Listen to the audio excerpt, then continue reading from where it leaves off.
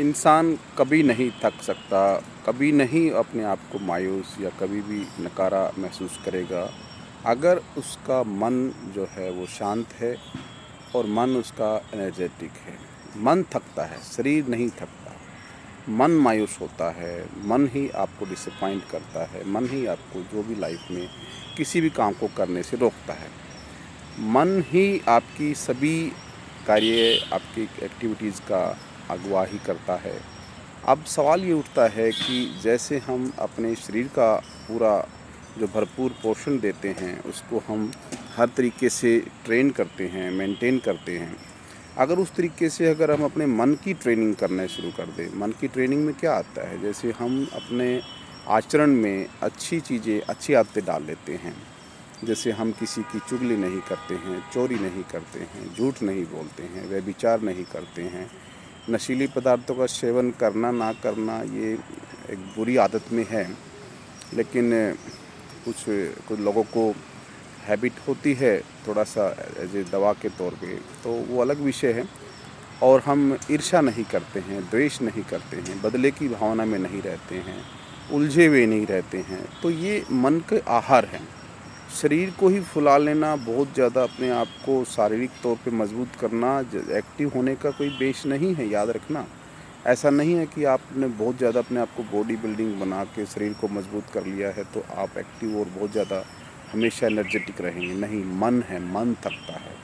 तो मन की खुराक पे ध्यान दीजिए, मन को कितना रेस्ट कर देना है, मन के विचार में आपको क्या क्या उसको आहार देना है, मन को किस तरीके से शांत करना है, रिलैक्स करना है, उसको कंटेंटेड करना है, पीस ऑफ माइंड अचीव करनी है।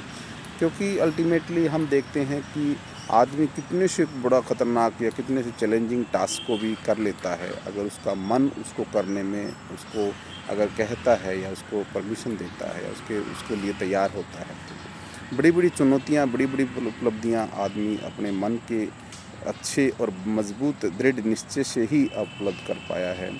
दुनिया में उदाहरण हैं जो व्यक्ति जिनके शारीरिक हैंडीकैप भी रहे हैं, जिन जो जो शारीरिक तौर पे पैरों से भी विकलांग रहे हैं, ऐसे व्यक्तियों ने भी इस जीवन में माउंट एवरेस्ट जैसे बड़ी बड़ी दुनिया की शिखर, बड़ी बड़ी बुलंदियों को उन्होंने वहाँ पर जाकर और उपलब्धियाँ प्राप्त की है। तो अगर शरीर ही आपकी रुकावट या बाधा होता तो फिर आदमी शारीरिक तौर पे विकलांग होकर भी माउंट एवरेस्ट जैसी पर्वत की ऊंचाई पर कैसे चढ़ता।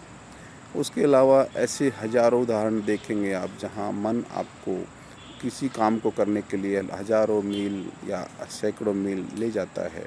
कितने भी बड़े से बड़े बोझ को उठाने के लिए आप तैयार हो जाते हैं, कितनी से बड़ी चुनौती को लेने के लिए भी तैयार हो जाते हैं।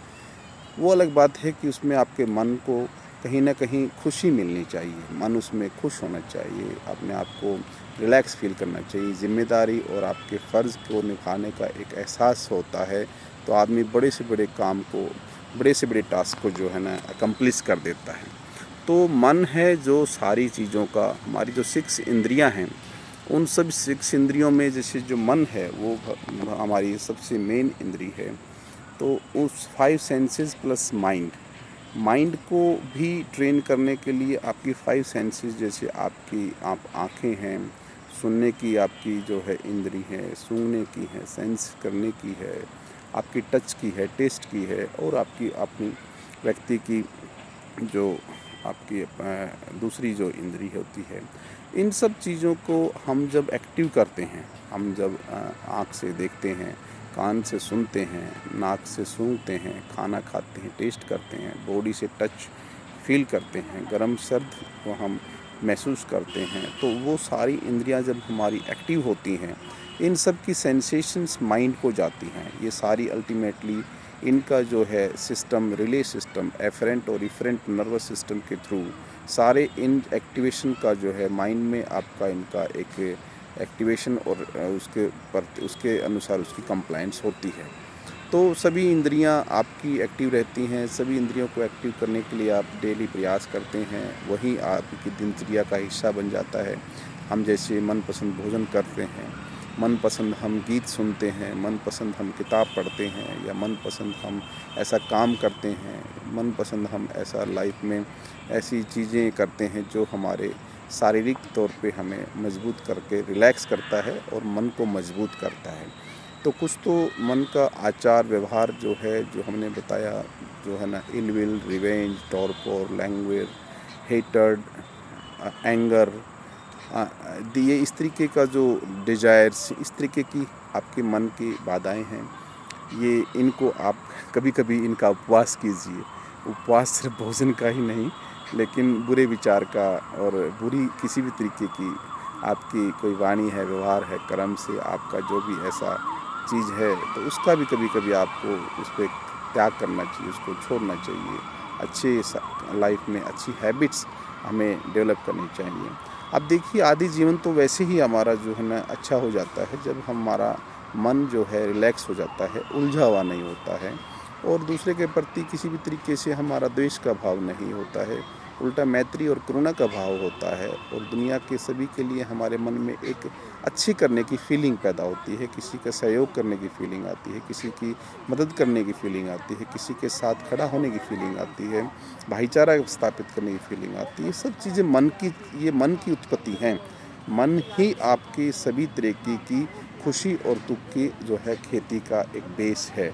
अब उसमें आप बीज क्या डालते हैं, वो आपको देखना है कि बीज कौन सा डाला है। अब बीज आपने अगर गुस्से का डाला है, बीज बदले की भावना का डाला है, बीज नफ़रत का डाला है, बीज आपने द्वेष का डाला है, ईर्ष्या का डाला है, डिज़ायर्स का डाला है, या फिर आपने डाउट्स का डाला है, दुनिया भर की शंकाओं का डाला है, या फिर आपने दुनिया भर की ऐसी चीज़ें जो मानव को उलझाती हैं, आदमी को नेगेटिविटी पैदा करती हैं, या आदमी के जीवन में कहीं से निराशा लाती हैं, तो ऑब्वियस है आपका मन उलझेगा। मन में अगर आपके विकार आएंगे तो आप थके हुए रहेंगे, आप निराश रहेंगे, मायूस रहेंगे। लेकिन जैसे ही इसके विपरीत करते हैं, अच्छा आहार, शुद्ध विचार, तो मन खिलता चला जाता है। मन खिलता चला जाता है तो बहुत बड़ी चुनौती, कितने बड़े संकट आ जाता है, कितनी बड़ी परिस्थिति आ जाती है, आप थकते नहीं हैं, आप मायूस नहीं होते हैं, आप हारते नहीं हैं, चीज़ें करते चले जाते हैं और आगे बढ़ते चले जाते हैं। साथियों, ये छोटे छोटे नुस्खे हैं लाइफ में, करके देखिए, आप भी आगे बढ़ेंगे। आप भी ऐसे ही हंसते हुए, खिलखिलाते हुए जीवन में सारे बड़ी बड़ी चुनौतियों को पार करते हुए बड़े बड़े मुकाम हासिल करोगे। इन्हीं सभी मंगल कामनाओं के साथ में आप सबका मंगल हो। नमस्कार, नमस्कार साथियों।